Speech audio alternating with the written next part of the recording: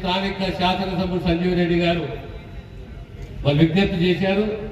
Collector గారు చెప్తున్నాం immediately దానిపైన చర్య తీసుకుని నీళ్ళు అందేయండి రైతులకు.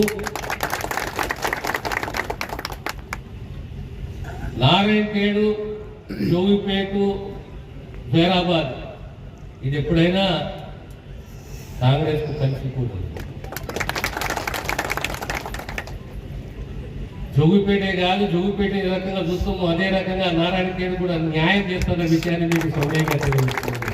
ఈ అంశం ఆ అంశం ప్రస్తావించకుండా మీకు ఏ అంశాలపైన మీకు అభివృద్ధి కావాలో, అభివృద్ధి చెందాలని ఆశ ఉన్నదో, మీకు ఇది ఒక వైద్యమే కానీ, విద్యనే కానీ, రోడ్సే కానీ, హైవేలే కానీ, ఇంకే అంశమైనా ట్రామా సెంటర్లే కానీ, డయాలసిస్ సెంటర్లే కానీ ఖచ్చితంగా ఈ ప్రభుత్వం నారాయణఖేడ్ని అభివృద్ధి దిశగా మా కృషి ఉంటుందనే విషయాన్ని తెలియజేస్తూ మరొక